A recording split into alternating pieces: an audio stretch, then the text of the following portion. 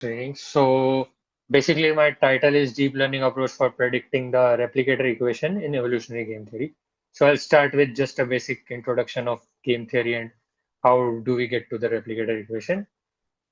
Game theory was started or innovated by John von Neumann, and John Nash made significant contributions to it, which led to his Nobel Prize. So I'll start with a very basic game and quickly go through it.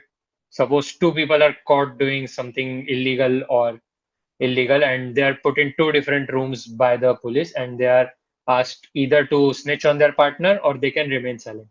If they snitch on their partner and their partner doesn't snitch on them, then they walk free and their partner will end up in 20 years of jail. And if both of them end up confessing, then they'll get 5 years of jail imprisonment. And if they both of them remain silent, they'll end up with 1 year of imprisonment. So the strategies are what choices does a person have. That is either he can snitch his partner out or he can just remain silent. So ideally, a dominant strategy is one which is better than all other strategies, and it is guaranteed to give you a better result.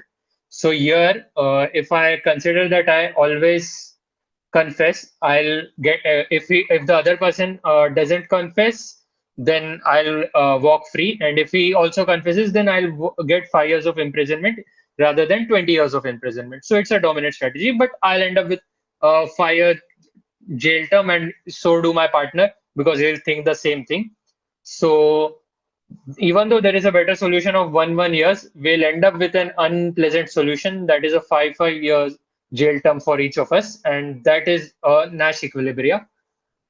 So this concept of classical game theory was applied to evolutionary game theory, where we consider three main important things: reproduction, mutation, and selection. So suppose we consider again this game. So we'll consider suppose minus 5 years as the payoff we get for getting 5 years of imprisonment, because I don't think anybody of us want here any imprisonment. So taking this payoff matrix, we can assign probability values, let's say x for confessing, and we'll of course take 1 minus x for not confessing. So using this, we'll get a replicator equation, which tells us how much the rate changes of our strategy depending on the current situation. So it is defined as the current strategy into the Fyi of y is the fitness of the current strategy or the expected value of the current strategy, minus f bar y is the average fitness or the average value of all the possible strategies. So since these values are limited between 0 and 1, all these are bounded between 0 and 1, and they will all lie on a simplex. So for a 3 strategy game, it will lie on a S2 simplex, and for a 2 strategy line, it will lie on a S1 simplex. So this replicator equation is used to predict how the population will evolve, and it is used in institutional modelings and many other things. So we generally suppose have data uh, about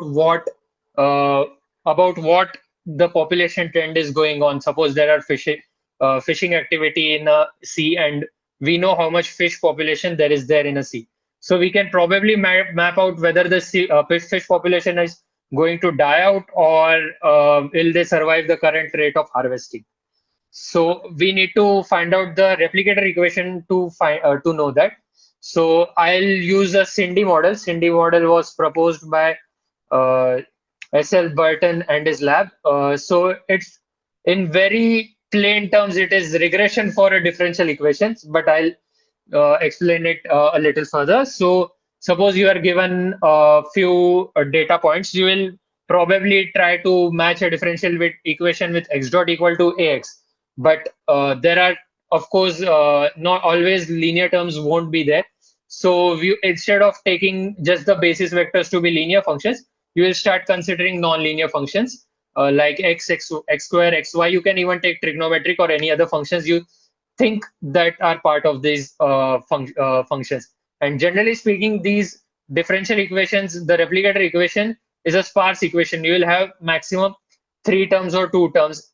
And since this is bounded in a S3 simplex, you can reduce it to a two-dimensional equation. So we are able to reduce the size of this replicator equation by quite a lot. We'll since we have the population data or differential equation data over time, so we are able to plot.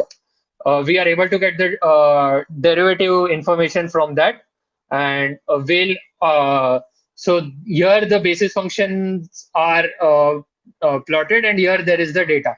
So we'll see which all terms are we'll compare the loss function and we'll get a lot of terms. So we generally add a regularization term so that the small coefficient terms are neglected out, and we'll get the underlying governing differential equation. This has been heavily used in fluid mechanics, and it is also being used to predict tipping points and many other things. But nobody till now I had seen a paper use it for evolutionary game theory. Uh, so the matrix X that is defined here are the current states over time, and the theta X, as I mentioned, are the basis functions. And generally speaking, since we can reduce the dimension and the replicator equations have only very few terms that are there in the replicator equation, so we can minimize the number of terms that are there in the basis functions. But we should beforehand know what basis functions are going to be there. We can't expect to come out with us and tell us that these will be the basis functions. So we'll minimize this x dot minus theta of x into the state term, and then the square will minimize and we'll get the equations. Uh, so I used it on basically two of the most basic games. First is the rock paper scissors. I think everyone of us in our childhood might have played this game. So here we get an oscillating solution because none of the rock paper or scissors is dominant, and we can rock beats scissors and scissor beats paper and paper beats rock. So if I play rock, the other guy will play scissors, and it will go on in a the replicator equation will show a closed loop. And once we here I have reduced the equation from p1 p2 p3 to p1 and p2 because p1 since it lies on a simplex, the summation of pi's will be equal to 1. The other game I considered is a non-symmetric game because the payoff here is not symmetric for both the players. This is the battle of sexes. Suppose inherently male, the guy is considered male. He likes to watch football or play football, and his partner likes to do ballet. So they either want to do their things together, or they don't want to do, or they don't feel enjoyment doing the things alone. But of course, the guy will prefer football, and the female person will prefer ballet. So here the payoff matrix is not similar. So this is an asymmetric game, and even for this game, the payoff, the SINDy model is correctly able to predict the replicator equation. Predict the replicator equation. So that's it. Thank you. If